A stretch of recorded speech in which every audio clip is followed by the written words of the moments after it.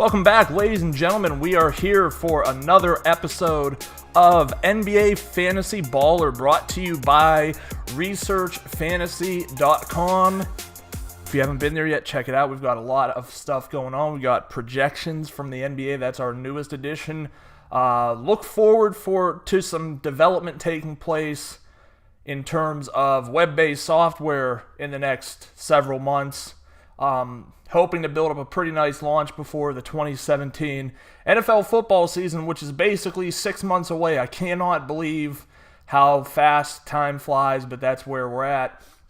But that's not the subject we're here to talk about today. We're going to talk about the NBA and the season winding down. A couple of things that you want to take note for your fantasy lineups this week. Sunday night, DeMarcus Cousins against the Oklahoma City Thunder was incapable of keeping his emotions intact, and within the first 2 minutes of the game, picked up his 18th technical of the year, which means he should be handed a one-game suspension.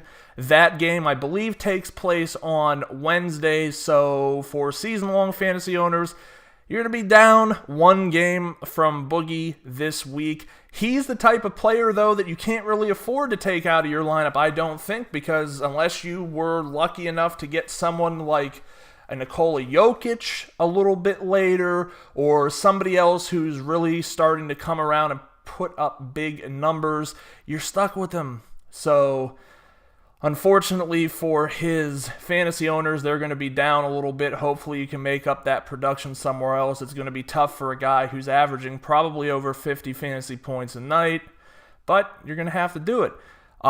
This is a concern because I believe this is at least the second straight year where he's exceeded the maximum amount of technicals allowed before suspensions are handed out.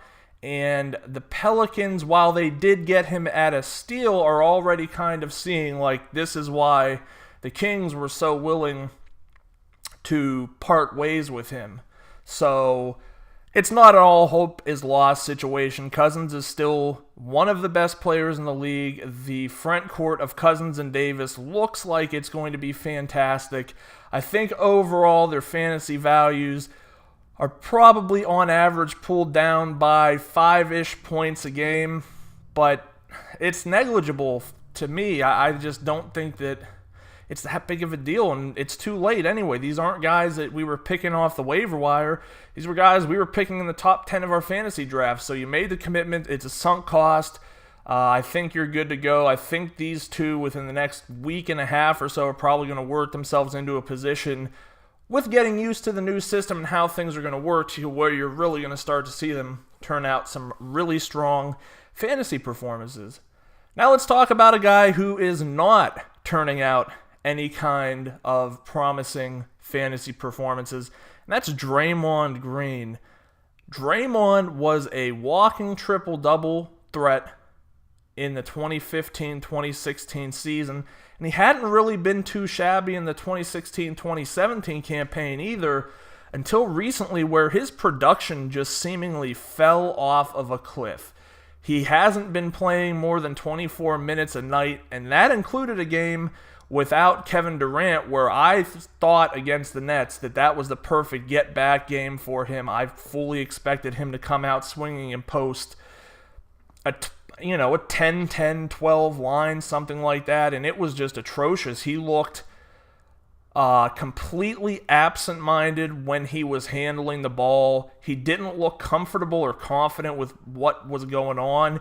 He wasn't in place to make blocks or steals, and this is the Nets. This is the worst team in all of the NBA, so if you're not going to be able to get it done against the Brooklyn Nets, what are you going to be able to do when it comes down to crunch time? That's a legitimate concern because he's been their top defensive threat over the past 3 years. And with him underproducing, I mean, you can't put someone else in to do it. David West isn't the mold of player at this stage in his career to run for 32 to 34 minutes like Draymond Green is.